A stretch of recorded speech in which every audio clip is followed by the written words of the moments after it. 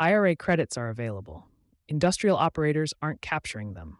When Congress passed the One Big Beautiful Bill, OBBB, last year and rolled back parts of the Inflation Reduction Act, many companies read IRA the headlines and quietly shelved their credit capture plans. That was a mistake. The rollbacks hit wind, solar for residential, and EV credits hard.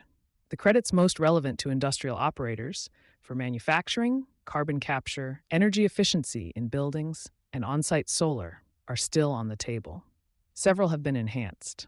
What's running out is time.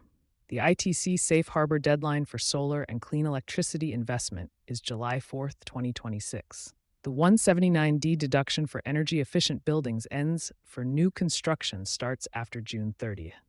Companies that haven't begun the process are now working in weeks, not months.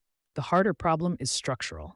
Most industrial operators don't have a clean line between their energy projects, their finance teams, and the tax function. Credits get left on the table not because companies don't qualify, but because no one inside the organization owns the process of claiming them. Related, solar ITC rules tighten as July 2026 deadline looms. There's still time to secure federal solar tax credits. What actually survived and what didn't the OBBB rollbacks were real and significant. Wind and large-scale solar credits are on an accelerated phase-out for new projects. Residential efficiency credits ended. EV credits for most vehicles stopped earlier than planned. If a company's credit strategy was built around those categories, it needs to be rebuilt. But the credits most relevant to industrial and commercial operators came through largely intact. IRA credits industrial operators can still capture credit covers value status. ITC 48E solar, storage, clean electricity, 30 to 50%. Safe harbor by July 4, 2026, 179D. Efficient commercial and industrial buildings up to $5 square foot. Start before June 30th. 2026, 45X advanced energy manufacturing varies. Available through 2032. 45Q carbon capture $85 ton plus. Expanded 48C energy manufacturing facilities 30% allocated. The ITC stacking opportunity is the one most companies are underestimating. A base 30 per credit on a solar or clean electricity project can climb to 40% with a domestic content bonus and 50% if the project is in a qualifying energy community. That's a dollar-for-dollar reduction in federal tax liability, not a deduction, a credit. On a $5 million project, the difference between a 30% and 50% credit is $500,000. Related, solar ITC guidance, what developers must review before 2026. The outlook for IRA tech-neutral tax credits. Transferability changed the math. Most companies haven't adjusted. Before the IRA, tax credits were only useful if the company claiming them had sufficient federal tax liability to absorb them. That locked out a large portion of industrial operators. Companies in capital-intensive industries with low effective tax rates, companies in loss positions, and entities structured in ways that made direct credit use impractical. Transferability ended that problem. Under current rules, companies can sell eligible credits to unrelated third parties for cash. The credit buyer gets the tax reduction. The credit generator gets liquidity. It's a straightforward transaction, and a market for these credits now exists. The implication for industrial operators, a company that can't fully use a 45X manufacturing credit or an ITC credit, doesn't have to leave it on the table. It can sell the credit, generate cash, and apply that cash toward the project that created the credit in the first place. Many companies have not updated their project finance models to reflect this. The organizational gap is the real problem. Talk to anyone inside a large industrial company about why credits go unclaimed, and the answer is almost never, "We didn't know they existed." It's usually one of three things. Procurement moved without tax. Energy projects get approved, vendors get contracted, equipment gets ordered, and the tax team finds out at year-end when it's too late to structure the credit properly. The ITC requires documented construction commencement. The 45X requires product-level tracking. Neither happens by accident. Finance didn't model the credit.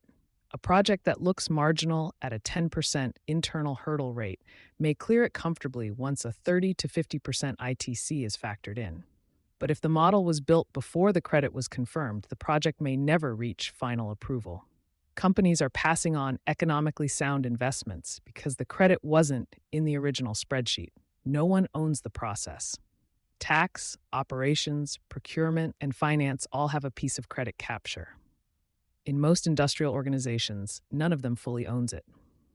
The result is that credits are identified late, documentation falls short, and eligibility is lost on procedural grounds rather than substantive ones.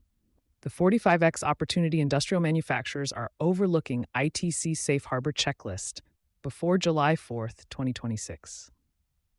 To preserve investment tax credit eligibility, projects must meet several documentation and cost thresholds before the Safe Harbor deadline.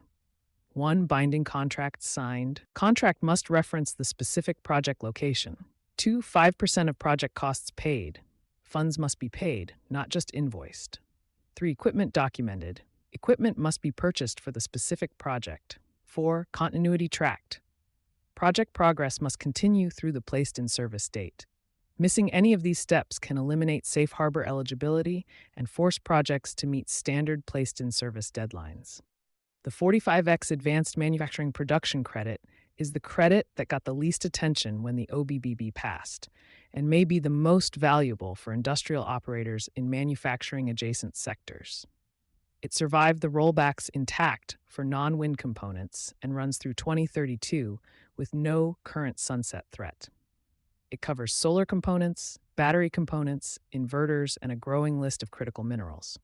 It's a production credit, meaning it's assessed on volume, not a one-time investment, and it's transferable.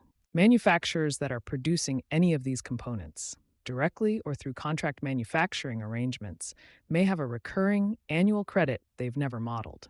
The documentation requirements are real, but they're not onerous for companies that already track production by unit. Related, IRA rollbacks, what changed and what survived. Institutional investors are repricing climate exposure. Now, what finance and operations teams should do. Now run a credit eligibility audit against current capital projects. Any energy project in flight or in the capital queue should be screened against current ITC 179D, 45X, and 45Q eligibility, including bonus stacking potential for energy community and domestic content. This is not a tax exercise, it's a capital efficiency exercise. Get projects into the ITC Safe Harbor before July 4th. Companies with solar or clean electricity projects that have been approved but not yet started construction need to move. Binding contracts, 5% cost incurrence, and equipment allocation must all be documented before the deadline.